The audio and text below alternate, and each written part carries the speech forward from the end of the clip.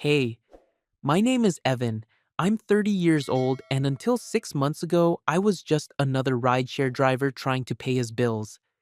Then, one rainy night at 12:07 a.m., a woman in a silk dress slid into my back seat, looked at me in the rearview mirror when the app wouldn't load, and said, "Actually, I have a different way to pay you." The eucalyptus air freshener was swaying between us, her expensive perfume mixing with the smell of wet leather and city rain. What started as a private retainer for errands became coffee lids saved in my console, a cashmere scarf hidden in my glove box, and a porch light that blinked twice when it was safe to drive. She was married, 42, and lived in a glass house where neighbors watched everything. If you're watching this right now, tell me where you're from in the comments, because I still don't know if what we did was wrong. I was 28 years old, driving nights for cash and days swinging hammers when I picked up Charlotte Whitmore outside the Meridian Hotel at 7 minutes past midnight.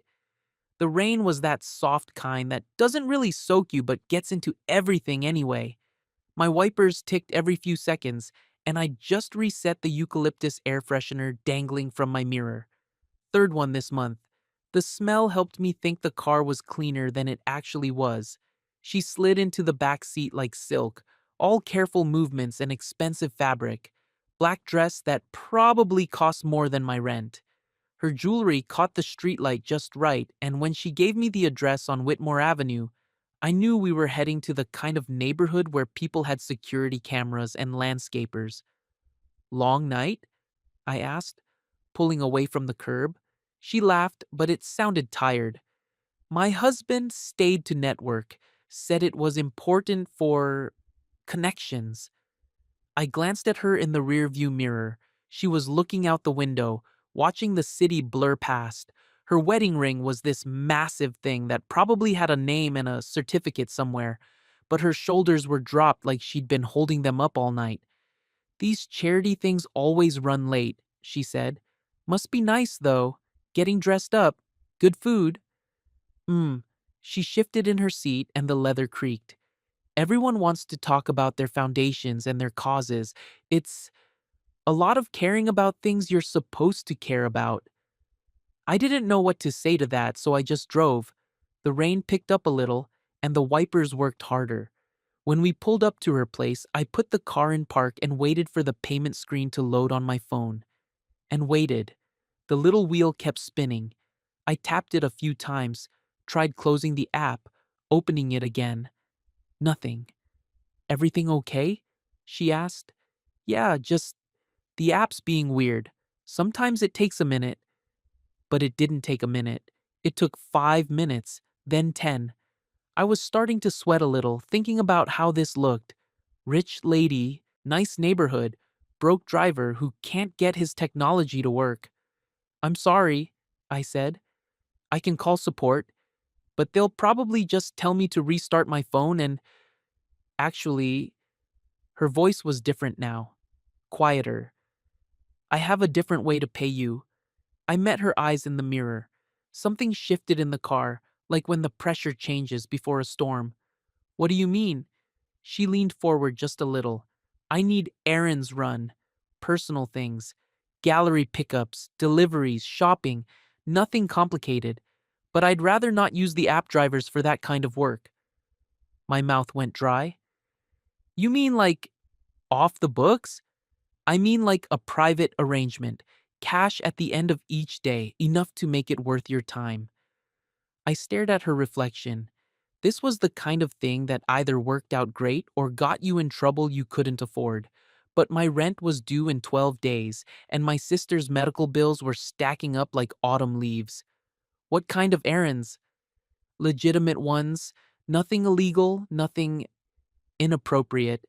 Just someone reliable who won't gossip about where I go or what I buy. The rain ticked against the windshield. I calculated what I'd made tonight versus what I needed to make tomorrow, and tomorrow after that. When would this start? Tomorrow, 10 a.m. We could try it for a week, see how it feels. She reached into her purse and pulled out an envelope. "This is for tonight, and to show I'm serious. I wanted to look inside, but that felt wrong. Instead, I folded it and put it in my shirt pocket. I have rules, I said. Daytime only, no personal stops that aren't about errands. And if this gets weird, either of us can walk away. Fair enough. She opened the door, and the smell of rain and expensive perfume mixed with my eucalyptus. As she stepped out, I noticed Mrs. Alvarez across the street, standing under a little umbrella, watering her flower boxes. She gave us a friendly wave. Charlotte waved back, then looked at me through the passenger window. Tomorrow at 10, I'll have a list. The next morning, I was parked outside her place at 9:56. I'd reset the air freshener again and cleaned the coffee ring off my console. When Charlotte came out, she was carrying 2 cups. Thought you might need caffeine, she said, handing me one through the window before getting in. The coffee was good, really good, the kind that comes from places that don't have drive-thrus. She passed me a typed list: frame shop on 5th Street, florist on Harbor, then back to her gallery downtown. Simple enough. We were about halfway to the frame shop when she said, "Could we make a quick detour?" My grip tightened on the steering wheel. "Depends where." Just, there's a church about 6 blocks from here. St. Matthew's. I need 2 minutes. You want me to wait while you go to confession or something? No, I just need to sit in the parking lot for a minute. In the car. Is that, would that be okay? I looked at her in the mirror. She wasn't meeting my eyes. Yeah, okay. St. Matthew's was one of those old stone churches with a parking lot that was too small and trees that had been there longer than any of us. I pulled into a space facing away from the street, killed the engine, and waited. Charlotte closed her eyes and just breathed. Deep, slow breaths like she was practicing something. The silence stretched out until I started to wonder if I should say something, but then she opened her eyes. "Thank you," she whispered. I needed to practice being unimportant for a minute. I didn't know what that meant, but I knew better than to ask. I just started the car and pulled back onto the street. The frame shop was one of those places where everything costs 3 times what you think it should, and the guy behind the counter acted like he was doing you a favor by taking your money. Charlotte picked up some kind of custom job, a huge thing wrapped in brown paper that barely fit in my trunk. At the florist, she bought white roses. Not a dozen, 37. I counted while she talked to the woman about whether the stems should be cut at an angle or straight across. "Gallery next?" I asked when we were back in the car. "Actually, could we take the long way? The Ocean Road?" The Ocean Road was exactly that. A stretch of highway that curved along the coast for about 10 miles before looping back toward downtown. It was the kind of drive you took when you had time to kill and gas money to burn. "That's a 20-minute detour." "I'll cover the gas." I merged onto the coast highway, and Charlotte rolled her window down just a crack. The salt air mixed with the eucalyptus, and for the first time since she'd gotten in the car, her shoulders completely relaxed. We didn't talk much on that stretch, just drove with the ocean on our right and the hills on our left, and the radio playing something soft and forgettable. When we finally pulled up to her gallery, I helped her carry the frame inside. The place was all white walls and perfect lighting, the kind of space that made you aware of how much noise your footsteps were making. A woman about my age was arranging something on a pedestal near the window. Asian, professional looking, with sharp eyes that tracked my movements. "Maya, this is Evan," Charlotte said. "He's helping with deliveries today." Maya smiled, but it was the kind of smile you gave someone you were still making up your mind about. "Nice to meet you," she said. Then, to Charlotte, "The Hendersons want to see the Morrison piece again. They're coming in at 3. "Perfect. We'll have everything ready." I set the frame down where Maya pointed and stepped back. The whole interaction felt like a dance where everyone knew the steps except me. Back in the car, Charlotte handed me an envelope. "Thank you for today and for the detour." I wanted to count the money, but it felt wrong to do it in front of her. Instead, I just nodded and started the engine. As we pulled away, I caught Maya watching from the gallery window. She raised her hand in a little wave, but her eyes never left mine. That evening, I was at Tyler's garage, helping him work on a transmission that had seen better days. Tyler was my age but had been fixing cars since he was 12. He was the kind of guy who could diagnose an engine problem by the sound it made when you turned the key. "So, how's the rideshare game treating you?" he asked, wiping his hands on a rag that hadn't been clean in months. "Fine. Actually got a regular client today. Cash job." Tyler raised an eyebrow. "Cash job, huh? That legal?" "Just errands. Nothing weird." "Uh-huh. Rich people weird or regular weird?" "Rich people weird." He laughed. "Fair enough. Just remember, rich people problems have a way of becoming poor people problems real fast."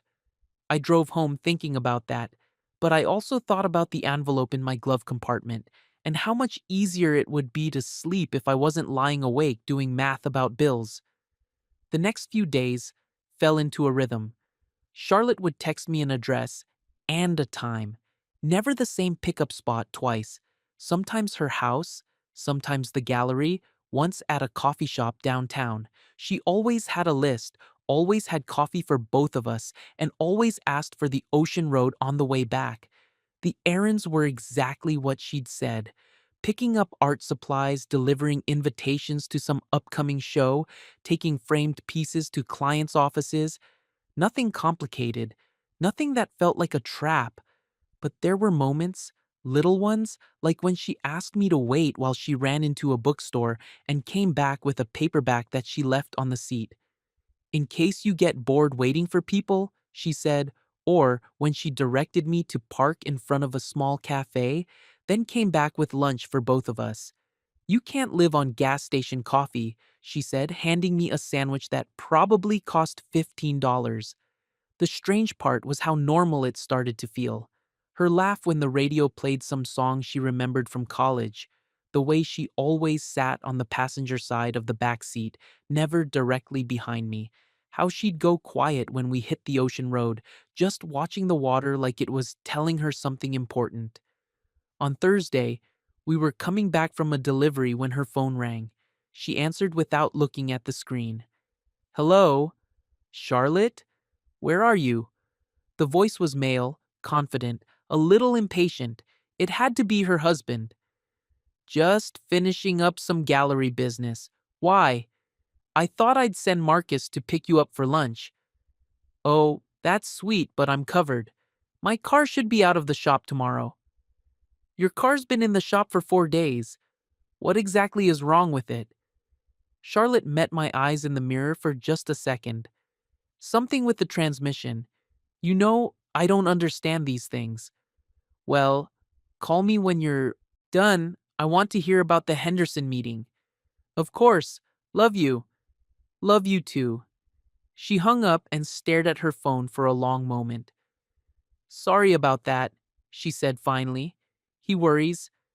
"It's fine." But it wasn't fine. Something about the conversation felt off, like a shirt that was buttoned wrong. The way he'd asked where she was, the way she'd answered so smoothly. We drove the rest of the way in silence. When I dropped her off at the corner of her street, 2 houses down from her place, like always, she handed me the envelope and paused with her hand on the door. "Thank you," she said, "for not making this complicated." I watched her walk toward her house, shoulders straight, purse clutched just a little too tight. Mrs. Alvarez was out front with her watering can again, and the two women exchanged pleasantries about the weather and Charlotte's roses.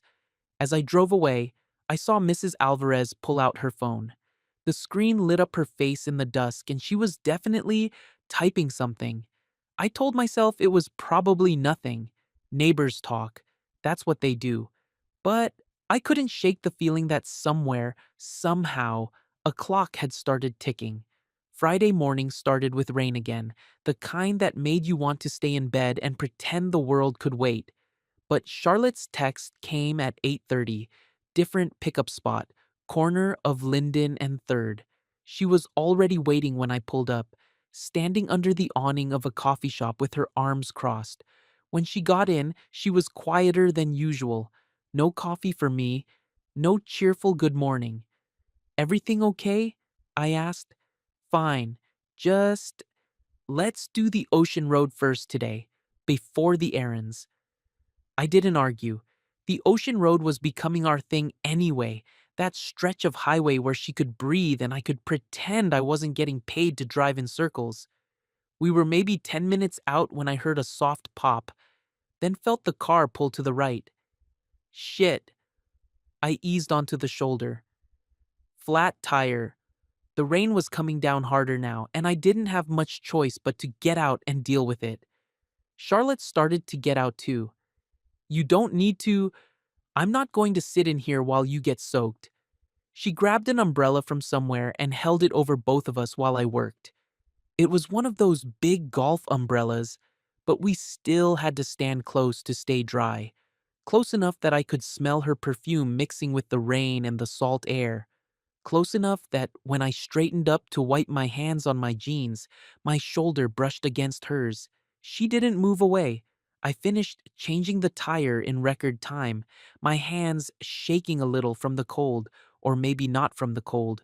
When I tossed the flat into the trunk, Charlotte was standing by the passenger door, still holding the umbrella.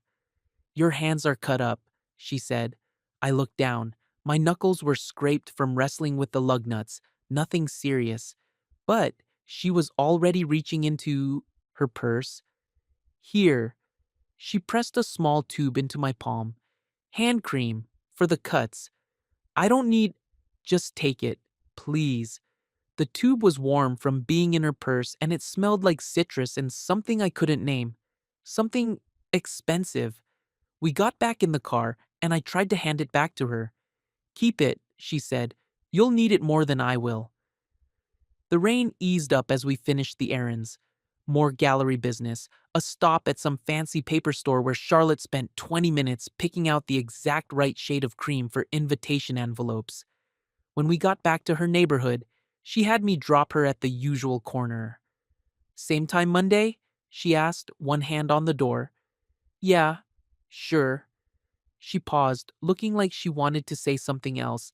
Instead, she just nodded and got out. I waited until she was halfway down the block before I drove away. In my rearview mirror, I could see Mrs. Alvarez watering her flowers again, watching Charlotte walk home. That weekend, I tried not to think about Charlotte Whitmore or her husband's phone calls or the way she'd stood so close under that umbrella. I had carpentry work Saturday, hanging shelves in some guy's basement, and Sunday, I drove regular rides for the app. But Monday morning, I was parked on Linden Street at 9:55, hand cream in my console next to the eucalyptus air freshener. Charlotte slid into the back seat with coffee for both of us and a smile that looked almost normal. "Good weekend?" she asked. "Quiet. You?" "Graham had a golf thing yesterday. I got some reading done." We fell back into the routine. Errands, small talk, the ocean road with her window cracked just enough to let the salt air in. But something was different. She was more careful with her phone, turning it face down whenever it buzzed. And when we stopped for lunch at that little cafe, she chose a table in the back corner, facing the door. Tuesday was the same. Wednesday, she asked me to park 3 blocks away from the gallery instead of out front. "Maya gets worried when she sees the same car too much," Charlotte explained. "She thinks I'm being indulgent." Thursday, I picked her up at a different coffee shop entirely. When she got in, she looked tired. "Late night?" I asked. "Graham's hosting a dinner party Friday. Potential investors. I spent 3 hours last night planning a menu for 12 people who'll probably just drink scotch and talk about quarterly projections." "Sounds fun," she laughed, but it was that hollow sound again. "It's part of the job, being the wife." We were stopped at a red light when her phone started buzzing. She glanced at it, frowned, and answered. Hi, honey. Charlotte, I need your schedule for the rest of the week. Margaret's trying to coordinate with the catering staff. Um, I have a few gallery things. Maya might need help with the installation for next week's show. What time will you be done today? I'm not sure. Depends on what needs. Well, call me when you know. I want to make sure you're home in time to review the wine selection.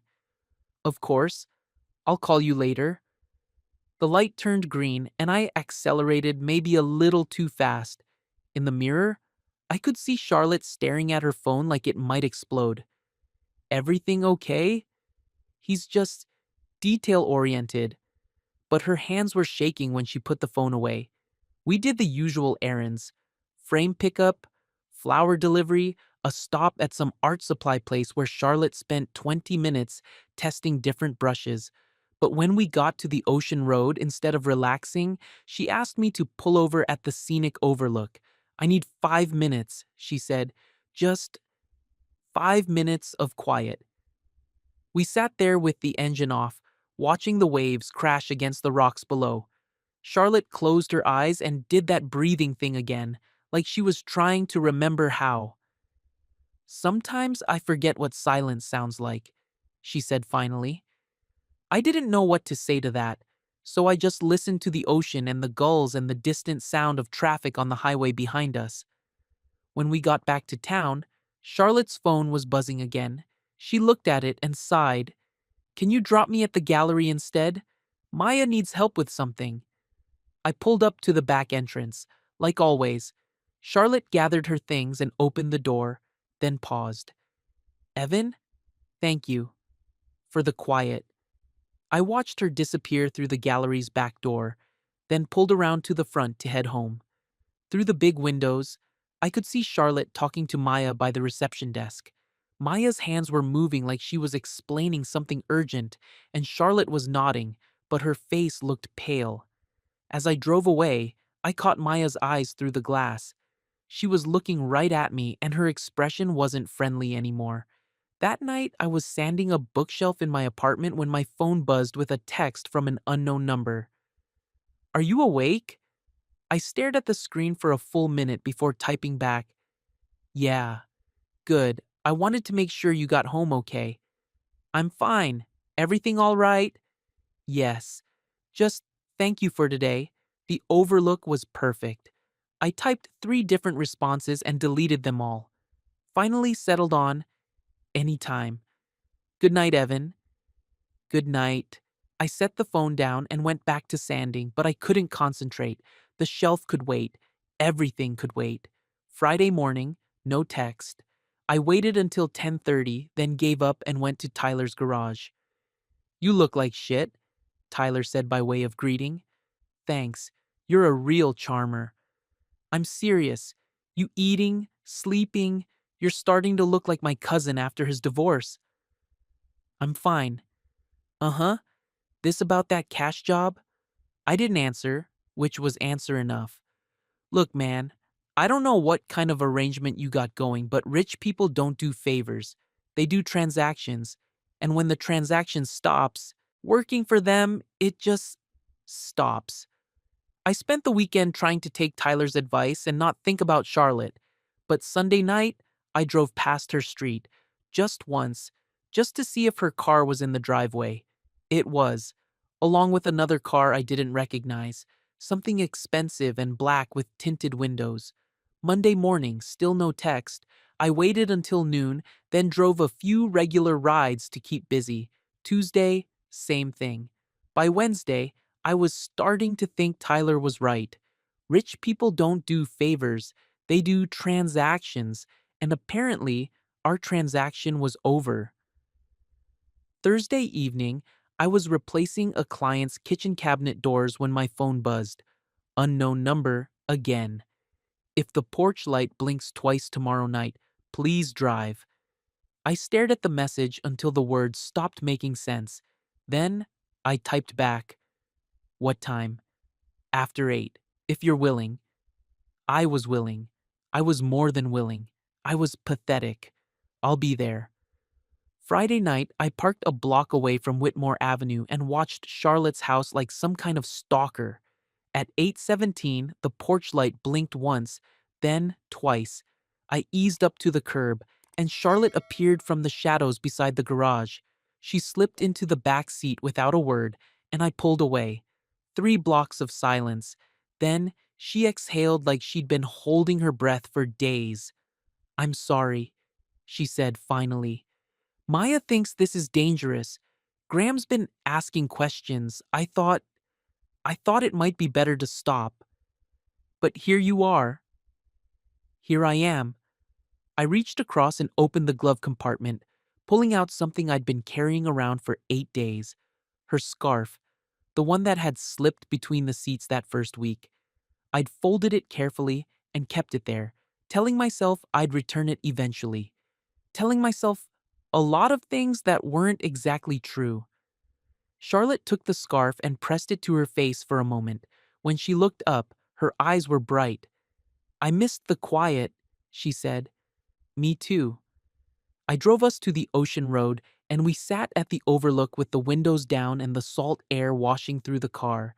Charlotte was holding the scarf in her lap, running her fingers along the edge like a rosary. "We need new rules," she said finally. "Stricter ones. Okay. No more gallery stops, no more errands that involve Maya, and definitely no more church parking lots.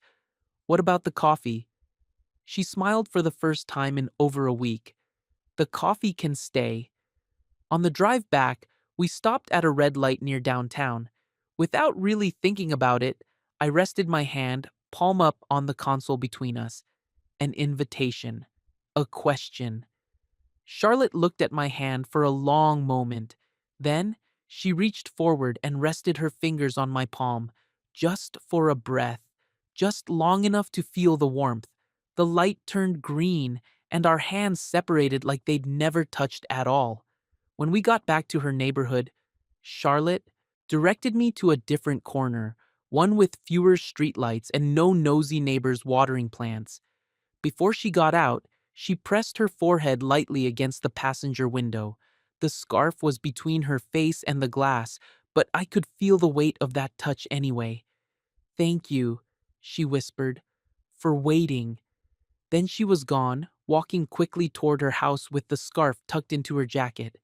I drove home knowing that everything had changed, and nothing had changed. We still had our ocean road. We still had our quiet. We still had whatever this was that we couldn't name and wouldn't promise. But now, we also had new rules, stricter boundaries, and a porch light that blinked twice when it was safe to drive. Some nights, I'd cruise past her street just to check. More often than I want to admit, the light would blink twice, and I'd find Charlotte waiting in the shadows beside the garage. We never talked about her husband's questions or Maya's concerns. We never talked about what would happen if we got caught. We just drove the ocean road and sat in comfortable silence and pretended that stolen moments were enough. Maybe they were. Maybe some debts really are measured in silence. The routine became everything. Coffee in the morning, errands in the afternoon, the long way back along the coast. Charlotte's laugh when something on the radio reminded her of a song she used to love. The eucalyptus scent mixing with salt air and her perfume until I couldn't imagine one without the others. Maya never warmed up to me, but she stopped asking questions. Mrs. Alvarez still waved when she saw my car, but she'd stopped typing on her phone immediately afterward. Even Graham seemed to settle into whatever explanation Charlotte had given him about her mysterious transportation needs. For a few weeks, it felt like we'd figured it out, like we'd found the exact right distance to stand from the fire, close enough to feel the warmth, far enough away to avoid getting burned. But fires have a way of spreading, even when you think you've got them contained, and some silences are louder than anything you could ever say out loud.